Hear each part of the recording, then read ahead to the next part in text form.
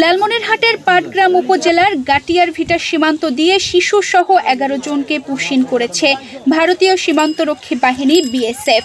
21 মে বুধবার রাতে ভারতীয় কাঁটাতারের বেড়ার গেট খুলে তাদেরকে বাংলাদেশে পাঠিয়ে দেওয়া হয়।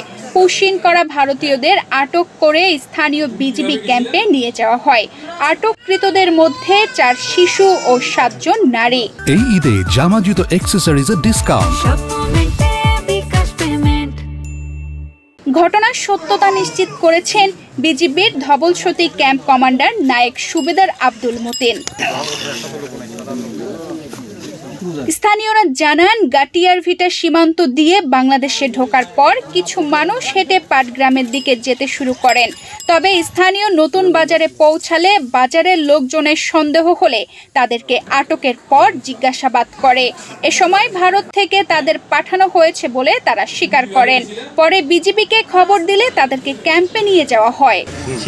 11 জন নারী, বিজিবি 4 শিশু ও 7 নারীকে আটকের পর পাটগ্রাম থানায় নিয়ে আসেন। আটককৃতদের বিরুদ্ধে আইনগত ব্যবস্থা নেওয়া হবে বলে জানান থানা পুলিশ। ভারত থেকে আমাদের বাংলাদেশে কিছু নাগরিককে পুশিন করেছে। এই পর্যন্ত বিজিবি আমাদের কাছে 20 জনকে হস্তান্তর করেছে। তার মধ্যে 11 জন মহিলা, 7 জন বাচ্চা, 2 জন পুরুষ। শুধু 11 জন নয়, গত রাতে 2 দফায় বেশ কয়েকজনকে বাংলাদেশে পুশিন করা হয়।